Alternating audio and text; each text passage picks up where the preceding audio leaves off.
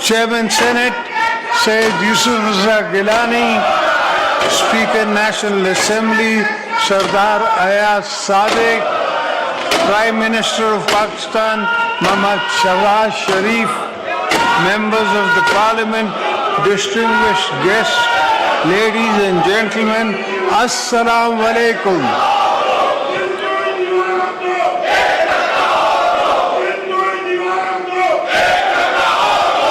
It is my singular privilege as your civilian president to address for the 8th time the August House at the beginning of another parliamentary year. This moment marks not only the continuation of our democratic journey, but also provides us with an opportunity to review our progress and reaffirm our commitment to building a better future for Pakistan.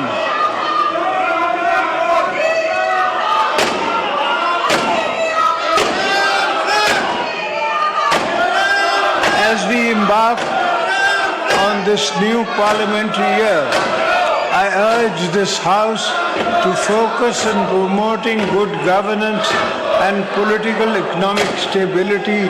Our people have pinned our hopes on Parliament and we must rise to the expectations. It is my first duty to remind you, we need to work harder to strengthen our democratic system, restore public confidence in the rule of law, and go Pakistan on the road to prosperity.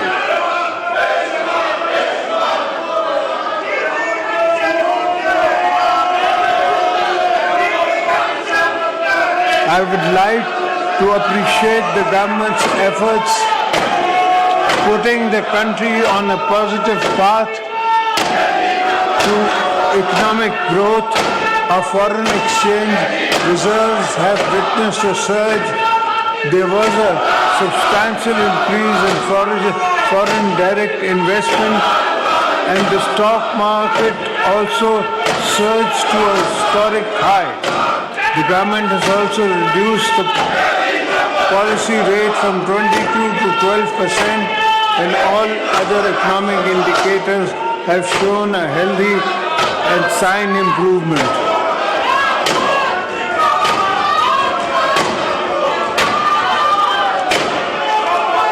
Honorable members, you are aware the population dynamics of our country have changed. A combination of factors present challenging. We must address the high rate of our population growth along with strategic drift in our administrative machinery has increased governance issues manifold. It is my considered opinion that this House should take this responsibility seriously and play its role in rail and reset our governance and service delivery outcomes.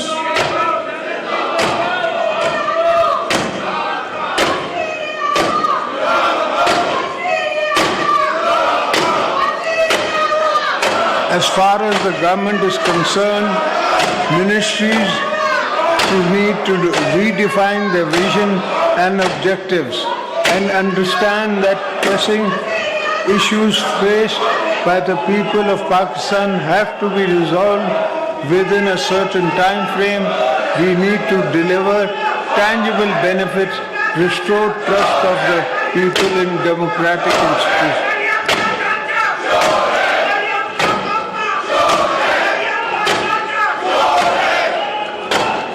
Democracy needs and give and take.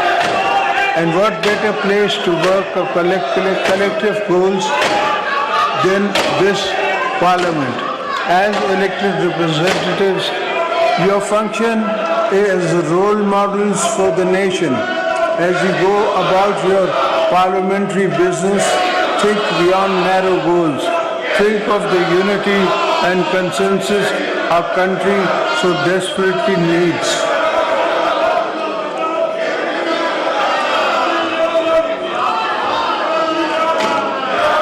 I would urge all you to empower our people, make decisions of national importance with consensus, encourage domestic, international investment for economic growth and job creation, foster social economic justice and ensure fairness and transparency in our system.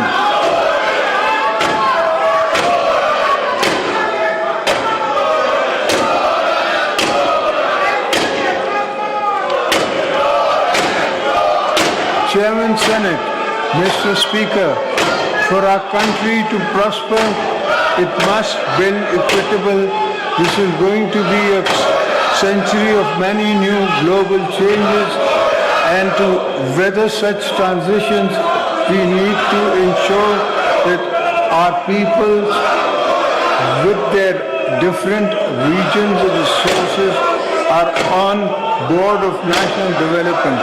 It is my firm belief that a strong Pakistan is one where fruits of progress and development are equally shared by all its provinces and citizens.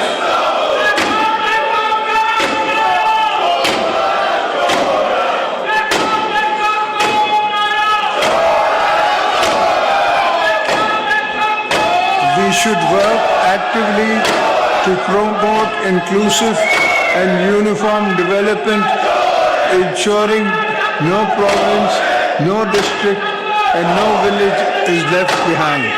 The House should ensure development is not limited to a few select areas, but reaches every nook and corner of the country.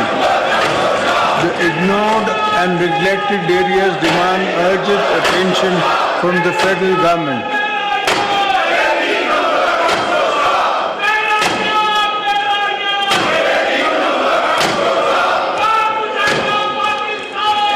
We also need investments in infrastructure, education, healthcare, and economic opportunities to address the sense of deprivation.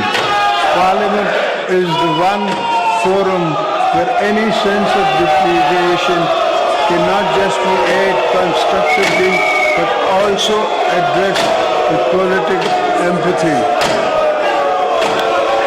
By the executive branch, that is the test of real statecraft.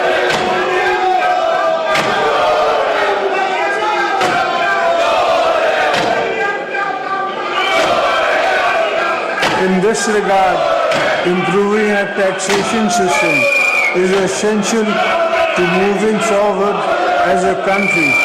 We must reform and expand our tax net, not overburdening those who already contribute, but by ensuring that every eligible taxpayer participates in nation building.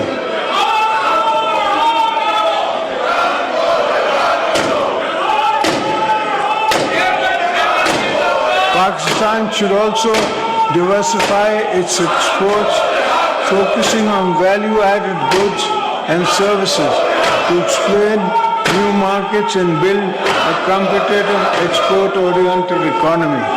We need to make our IT industry a key driver of economic growth. We should focus on building digital and information highways, investing in IT parks, enhancing internet accessibility and speed, and supporting the growth of our technology-driven economy.